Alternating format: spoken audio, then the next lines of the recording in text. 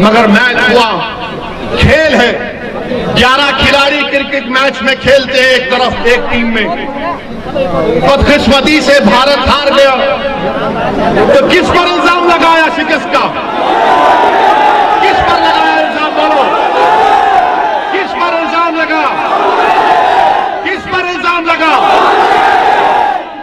तो क्या शमी एक ही प्लेयर था 11 में? 11 की टीम थी, मगर फिरका परस्ती बताने के लिए आपसे कह रहा हूं कि टीम हारी, हमको तकलीफ है, मगर शमी पर जिम्मेदारी डाल दी कि शमी की वजह से हार गए, शमी की वजह से हारते। ये नहीं, यही तो फिरका परस्ती है, यही तो मुसलमानों से नफरत है। इसको आपको समझने की जरूरत है। मीडिया के लोग हमसे आकर पूछे, हमने कहा लो हमारा बयान हम कहते हैं, तुमसे सुन लो।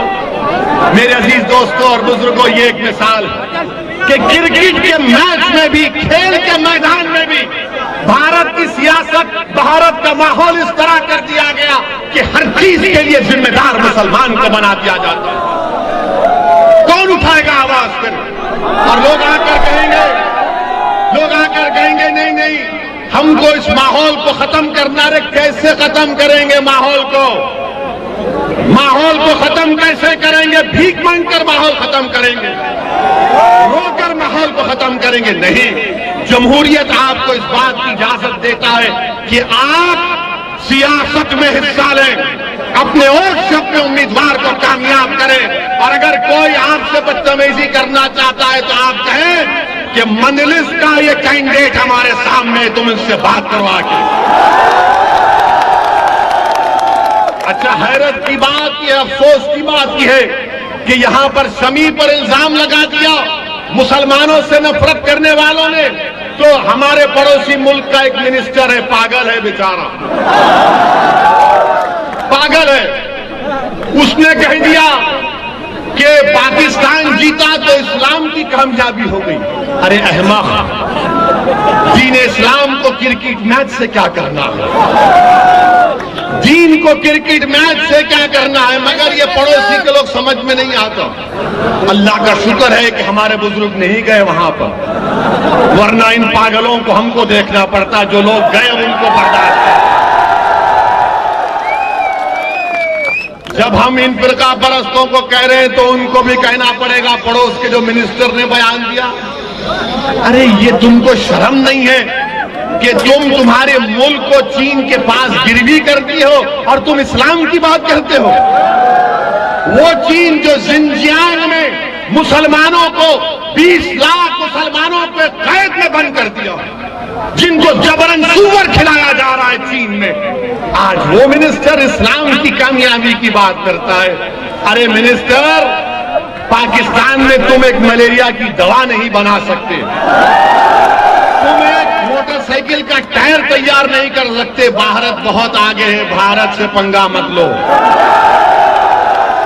ये हमारा घर का मामला, हम घर में तय कर लेंगे। हमको पाकिस्तान से कभी मतलब था ना कभी रहेगा। और हम ये हमारे शमी को गाली देने वालों से कहेंगे, प्यारे, शमी के जैसा बॉलर फिर कभी नहीं मिलेगा। मगर दुश्मनी करना है, नफरत फैलाना है, हमारे हिंदू भाइयों में नफरत फैलाना है कि देखो 11 की टीम में 1 से हार गए। मेरे अजीज दोस्तों और बुजुर्गों, आपको यह भी बताना जरूरी समझता हूं कि आप त्रिपुरा में, भारत का एक स्टेट है त्रिपुरा, वहां पर पिछले 5 दिन से 15 मसाजिद को नुकसान पहुंचा दिया गया। 15 मसाजिद को नुकसान पहुंचा दिया गया, बाज़ मसाजिद को जला भी दिया गया। ये कहां गए मोदी जी? कहां गए अमित शाह? कहां गए सबका साथ, सबका विकास, सबका विश्वास?